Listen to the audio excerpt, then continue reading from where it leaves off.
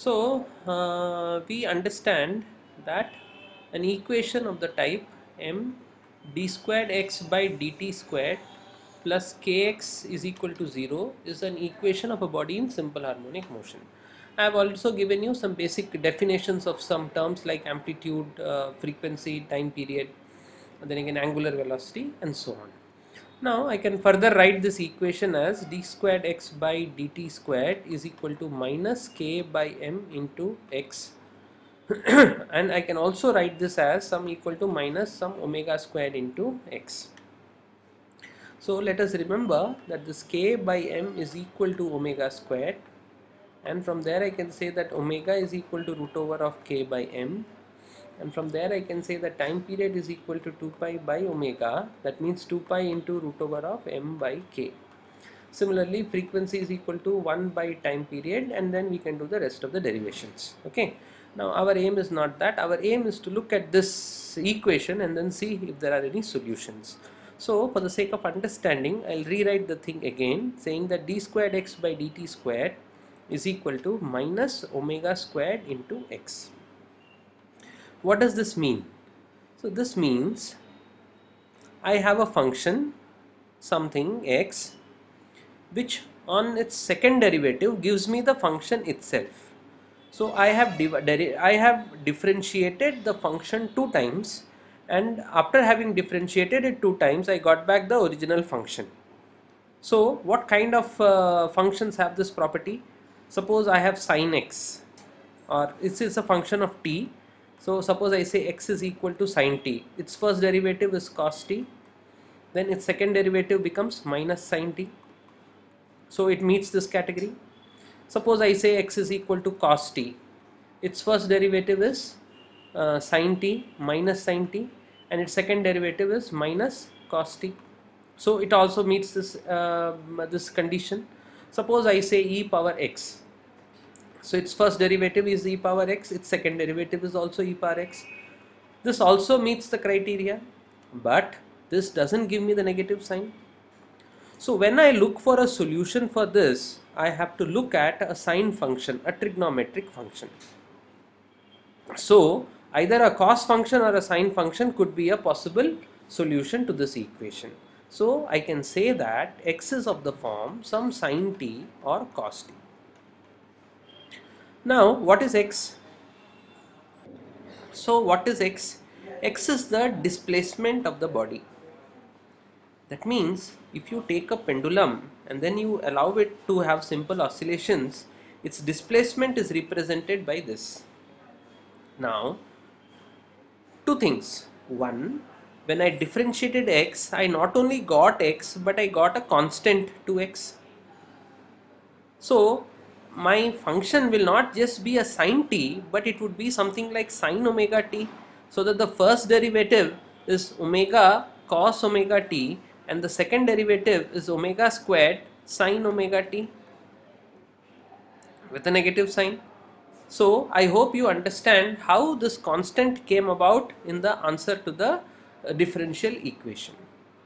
Okay, so now if you understood how the negative sign came about, so let's look at it again. So d squared x by dt squared is equal to minus omega squared into x.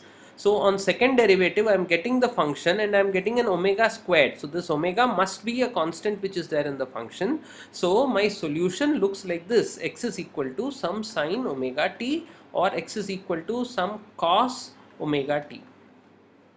Okay, now I have one more problem. The other problem is, look, when x is equal to this way, then what is the maximum value that x can take? X can take a maximum value of plus 1 and a minimum value of minus 1 through 0. So x varies from minus 1 to plus 1 through 0. So x varies from minus 1 to plus 1 through 0.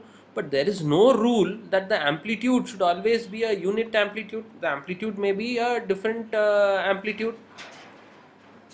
The amplitude may be different. So what we have to understand is that there has to be a constant here, so that the amplitude will change accordingly. Okay, so I can say that x is equal to a sin omega t, or x is equal to a cos omega t. So this will give you the complete solution. So I can think of a solution either of the form x is equal to a sin omega t or x is equal to a cos omega t. I can't think of e power omega t or anything, because here if I differentiate this, I'll get omega e power omega t. The second differential will be omega squared e power omega t. Then I won't get a negative sign. Because I don't get a negative sign, I am rejecting this solution. So I'll take only these two solutions. Now let's, I hope I have explained to you, or you understand why we have put an a here. Because if I just write it as sin omega t or cos omega t, the maximum value appears to be between plus 1 and minus 1. That is, on this side it is plus 1, on this side it is minus 1. But there is no rule that for every oscillation the displacement should be only plus 1 or minus 1. It can be any number. To make it as any number, I have put a constant here, so that if the displacement is, so this is what is the amplitude, that is the maximum displacement on either side of mean position. The maximum displacement on either side of the mean position, so that is the amplitude. Okay, so this is how I get a solution. Now suppose t is equal to 0. If t is equal to 0, this a is x is 0. That means the body is at its mean position, which means that you are stipulating that every time a body oscillates, it has to start its oscillation from its mean position. There is no need, there need not be any such rule.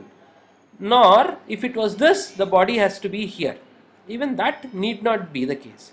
The body could be anywhere in between, which means that at time t is equal to 0, the sin omega t need not be equal to 0, nor need it be equal to 1, which means I will now go further and say that the solution is a sin omega t plus phi, where phi is the initial phase.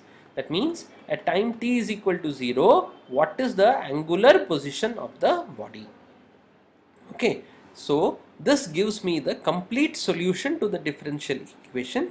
If a body is oscillating in simple harmonic motion, then its displacement x is equal to a sin omega t plus phi, where a is the amplitude,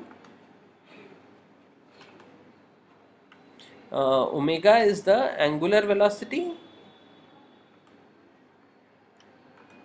I have already explained to you that omega squared is equal to k by m, and then phi is the initial phase.